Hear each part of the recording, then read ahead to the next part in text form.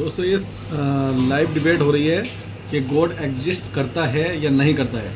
ठीक है, मुफ्ती साहब के समक्ष और जो है हमारे जावेद साहब के समक्ष। तो आज इस डिबेट को पूरा देखेंगे कि किस में कितनी सच्चाई है।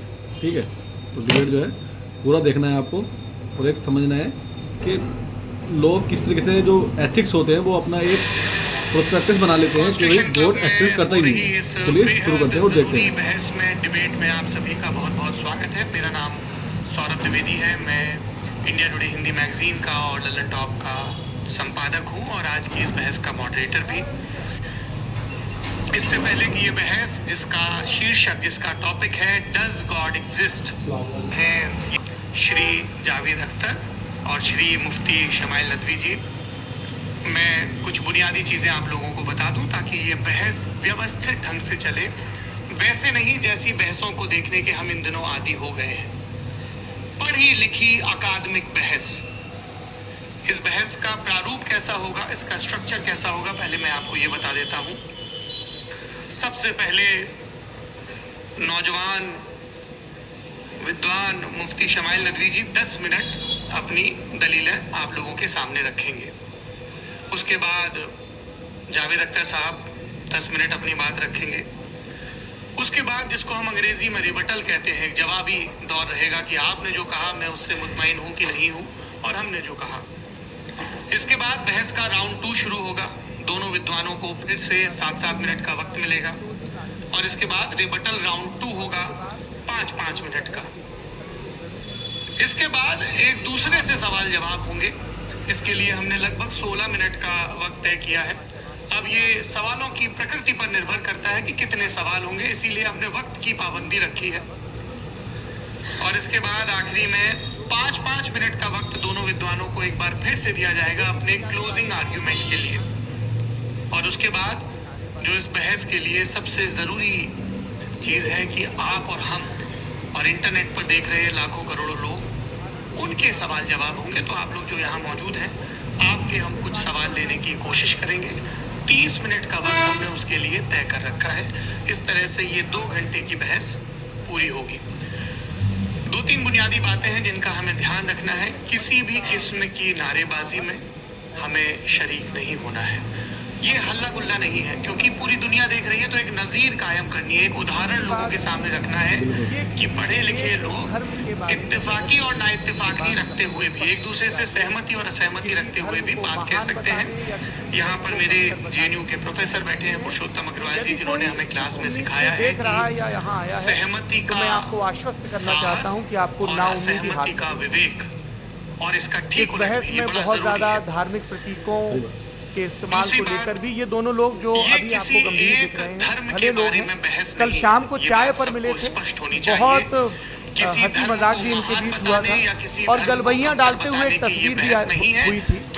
ये इस बात का प्रमाण है कि इंटरनेट पर जो हल्ला मचा हुआ है उसके मुकाबले ये दोनों लोग बहुत ही अच्छे शांत। इस बहस में बहुत ज्यादा धार्मिक प्रतीकों ट्विटर की बातें, ट्विटर को लेकर भी ये दोनों लोग जो अभी आपको गंभीर दिख रहे हैं, भले लोग हैं, कल शाम को चाय पर मिले थे। अब इस बहस की शुरुआत में हंसी मजाक भी इनके बीच हुआ था और गलबैयां डालते हुए एक तस्वीर भी हमें पत्रकारिता में सिखाया जाता है कि नेवर अज्यूम, विज्ञान भी यही इंटरनेट पर जो हल्ला मचा हुआ है। मुफ्ती शमाइल नदवी साहब इस्लामिक विद्वान शिक्षाविद हैं, कोलकाता के मारियाम फाउंडेशन के संस्थापक हैं, लखनऊ की प्रतिष्ठित दारुल उलूम नदवतुल उलमा किया है, सोशल मीडिया और सार्वजनिक मंचों पर अध्यापन और बौद्धिक कामों में सक्रिय है और इस समय इंटरनेशनल इस्लामिक यूनिवर्सिटी मलेशिया से PhD कर रहे हैं।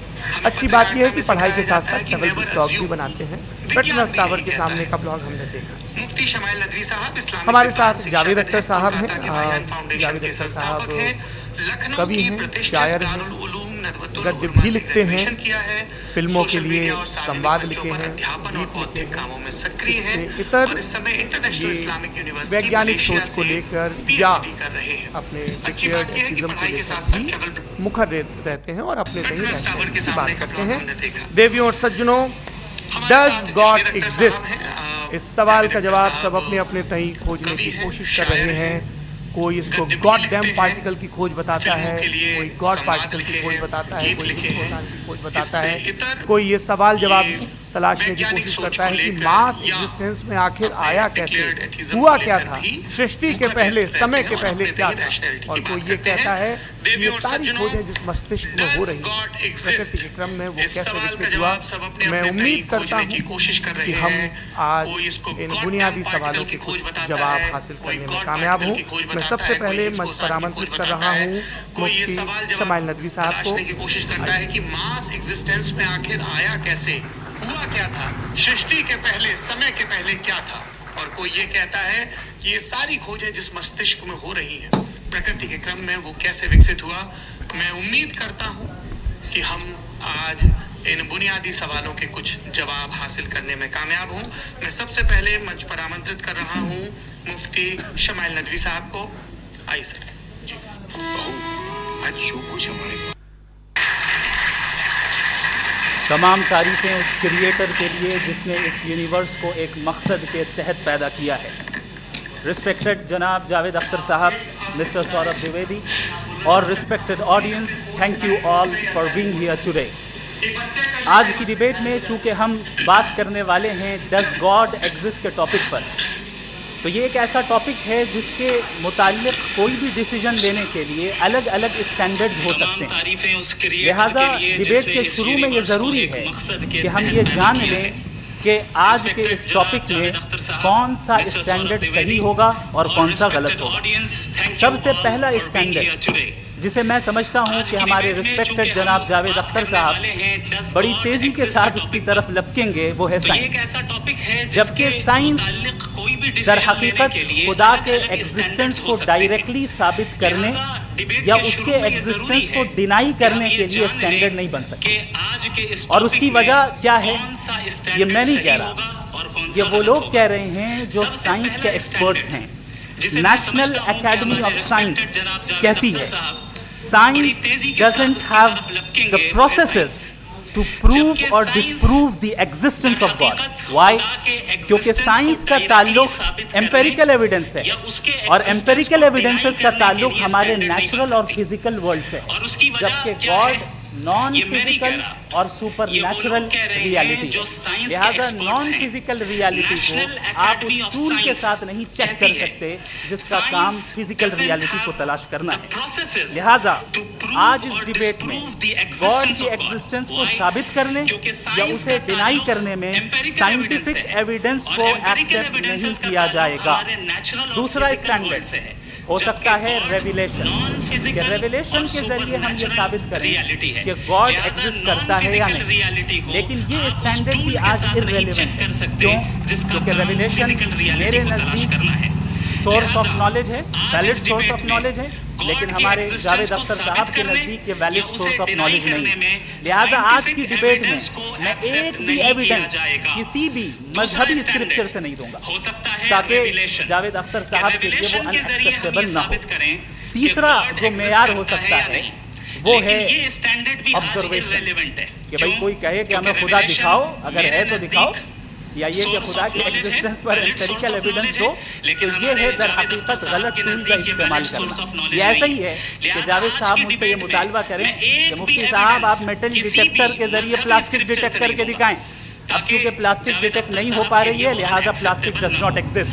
No, you are using the wrong tool. इस टूल से प्लास्टिक को डिटेक्ट नहीं किया जाता। लिहाजा मैं समझता हूँ कि गॉड के एग्जिस्टेंस पर एम्पेरिकल एविडेंस का मुतालबा करना एक बचकाना मुतालबा है, और हमारे रिस्पेक्टेड जनाब जावेद अख्तर साहब इस स्टेज से अब बहुत आगे निकल चुके हैं। अब बचता है एक ही स्टैंडर्ड, और वो स्टैंडर्ड है अक्ल, लॉजिक, रीजनिंग। और यही वो स्टैंडर्ड है जिसके तहत गॉड की एग्जिस्टेंस को साबित किया जाएगा या गॉड की एग्जिस्टेंस को डिनाई किया जाएगा।